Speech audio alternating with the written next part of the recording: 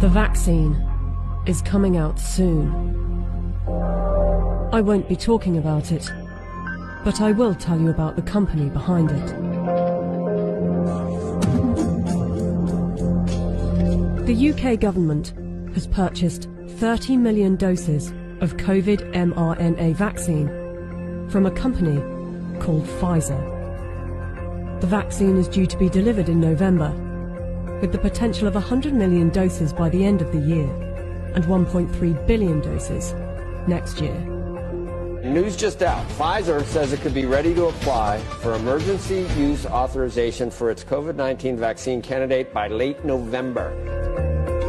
It won't be mandatory at the beginning, but judging from the large orders, a gradual plan will be implemented to persuade and incentivize people to take the vaccine and put restrictions on people that don't, along with shaming campaigns. I want to tell them that their decision, they need to understand, will not affect only their lives, which at the end of the day, it is their judgment, but will affect the lives of others. Because if they don't vaccinate, they will become the weak link that will allow this virus to replicate. Some will say that this is conspiracy theory, so let's just stick to the facts. The government trusted Pfizer to vaccinate the British people, so it's logical to want to inquire into the company's track record in safety and ethics. After all, they must be trustworthy in fighting for humanity, right?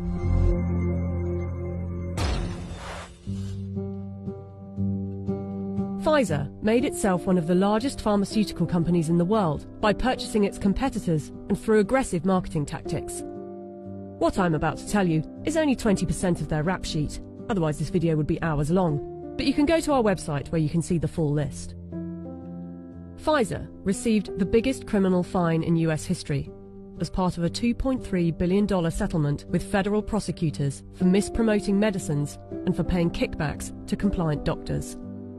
Pfizer pleaded guilty to misbranding the painkiller Bextra by promoting the drug for uses that were not approved by medical regulators. In the 90s, they were involved in defective heart valves that led to the deaths of more than 100 people. The company had deliberately misled regulators about the hazards. The company agreed to pay $10.75 million to settle Justice Department charges. Pfizer also had a class action suit with a $60 million settlement over Resolin, diabetes medication, that resulted in patients dying from acute liver failure, said to be caused by the drug. In the UK, they have been fined nearly £90 million by the UK's competition watchdog for unfair pricing to the NHS after hiking up the cost of an anti-epilepsy drug by 2,500%, charging the taxpayer an extra £48 million than the actual price, which is $2 million per year.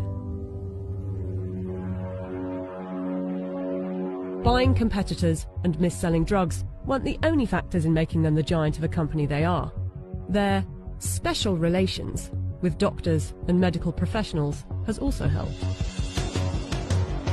In 2004, Pfizer's subsidiary agreed to pay $430 million to resolve criminal charges that it paid physicians to prescribe its epilepsy drug, Neurontin, to patients with ailments for which the medication was not approved.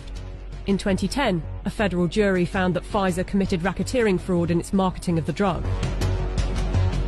Pfizer disclosed that during a 6-month period the previous year, it had paid $20 million to some 4,500 doctors and other medical professionals for speaking on the company's behalf. In 2012, the US Securities and Exchange Commission announced that it had reached a $45 million settlement with Pfizer to resolve charges that its subsidiaries had bribed overseas doctors and other healthcare professionals to increase foreign sales.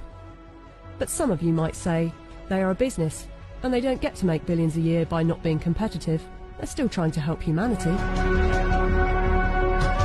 Pfizer was sued in a US federal court by Nigerian families who accused the company of testing a dangerous new antibiotic called Trovan on children without parents' consent and using their children as human guinea pigs.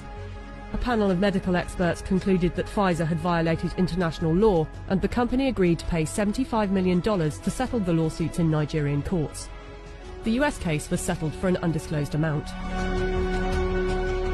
Amid widespread criticism of high pricing for poor countries, and in particular AIDS medications, Pfizer offered to donate a 2-year supply of its drug, Diflucan, worth $50 million to the South African government.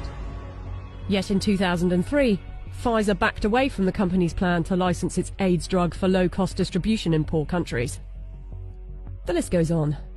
I don't want to bore you with it. But ask yourself, if it was a car manufacturer, would you buy a car from them? We plan to honor our history, and we will only bring to the world a vaccine that has been proven safe and efficacious.